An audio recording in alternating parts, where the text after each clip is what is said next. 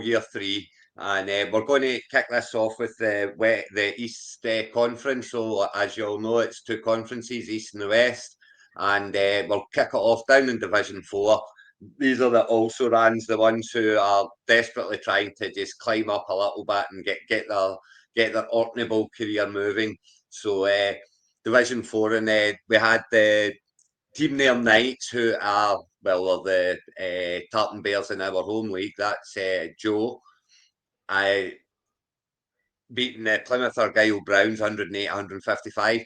The Portsmouth Pirates beating the Bedford Bruskies 207-190. The Preston Hawks, which we'll come back to in a minute, beating the Preston Mooney Tunes 178.18 against 180, so very close.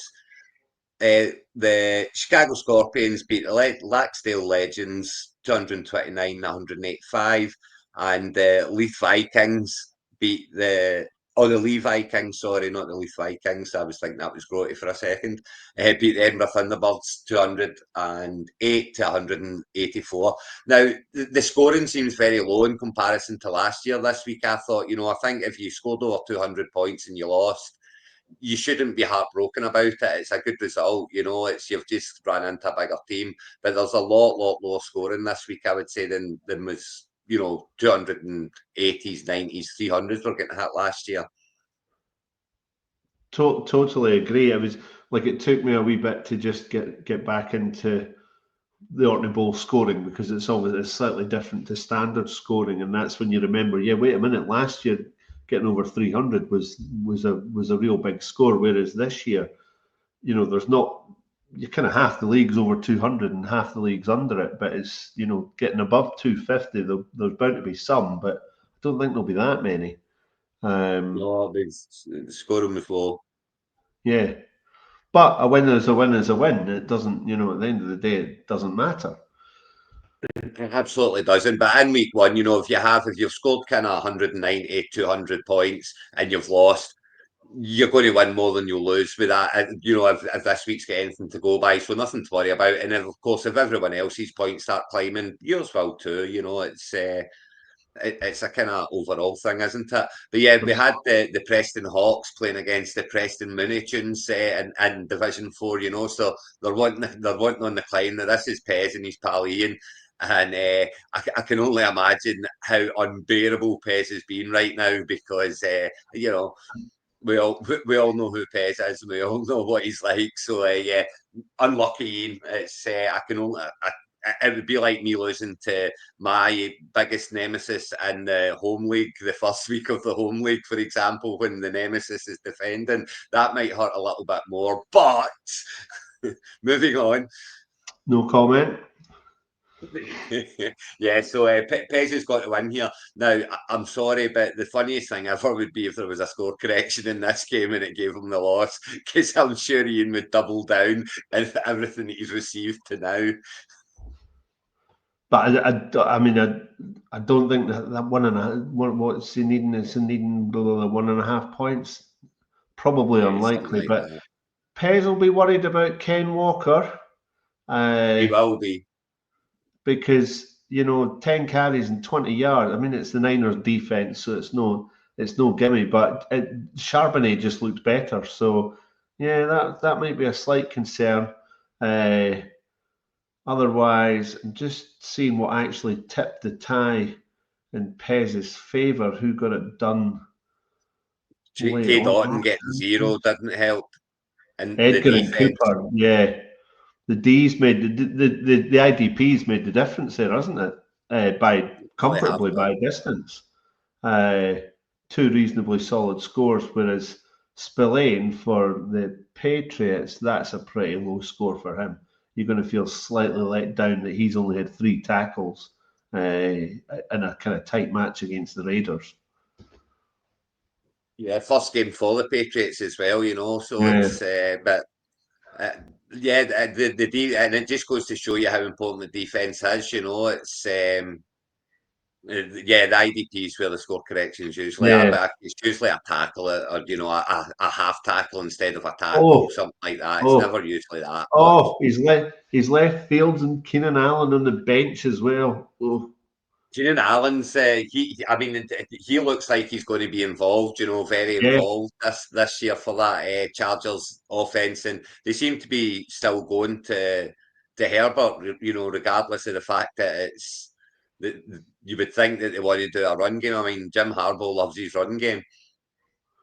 there's I see Travis Hunter lurking on the bench there.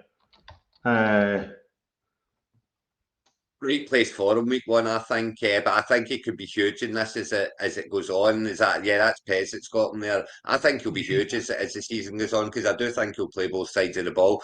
He got, what was it, 6 snaps or so on defense week one? Was that Yeah, it? he did it.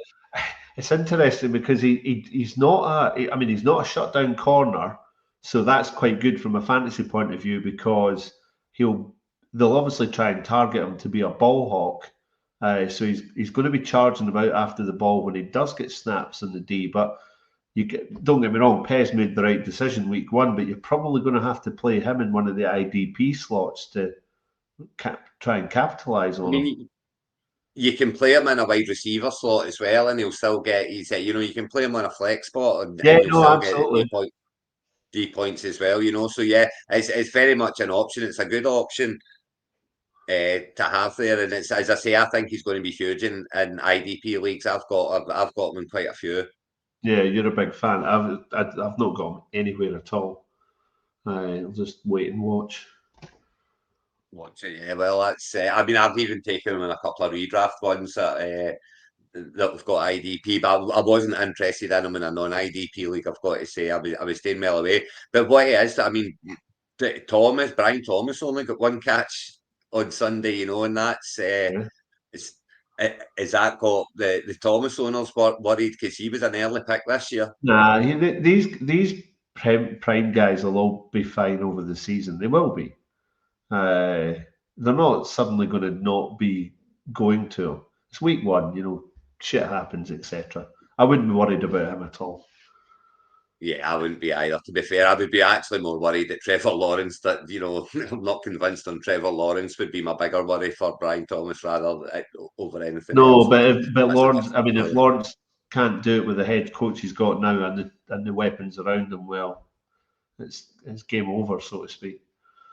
Well, yeah, he's got his contract, so he's. But yeah, Um, absolutely agree. Kyle Pitts there on the bench as well. I mean, is he finally going to become a thing? Is he going to stop being the ridicule of fantasy football this year? but I think he might just.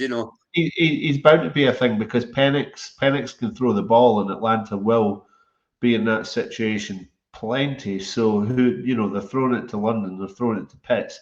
Mooney, yes, but Mooney's injured. So yeah, the Pitts will definitely get his looks. His wingspan's enormous. You'd be daft not to.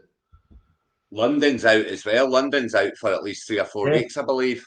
Oh, is he? Oh, that's not good. Yeah, yeah, I think London's gone for. I'm pretty confident that I heard today that London's out for a few games. Did I hear today that Tank Bixby got a trade? He's away at the What Eagles. about Johnny? I Yeah, went he's the away. Eagles. Yeah, he's gone to the Eagles for like a fifth and a sixth or something. Was it? Yeah, Um, that's. I mean, it's. I don't know that it's going to help him out much, right enough behind being no, behind it's not. Saquon, and especially. I think Shipley's maybe got a little injury, nothing too serious. But if Saquon goes down, what's bound to happen now is that you've got Bigsby and Shipley sharing touches, so it probably Yeah, helps. it's not good for Shipley. I've Helps got no I've one. picked up Shipley in a few, so that's not good for that. That's for sure. But yeah, I mean, if Barkley does go down, then it makes but it'll make him very relevant because it's a very run heavy team there. So yeah, so that was a good one for Pez week one, and Ian's praying for a price swap, a score change, but can't see that making any difference there. Well done, Pez. And yeah, so I mean that's we'll get Gary there running. There, Gary's off to a good start, looking to move up as well, obviously. But yeah, I mean, it's if you've won week one, then it's happy days, and if you've lost in week one, then it's nothing to worry about. I'd be more worried if you're kind of scoring under 150 points type thing. That would be more worrying than the actual loss.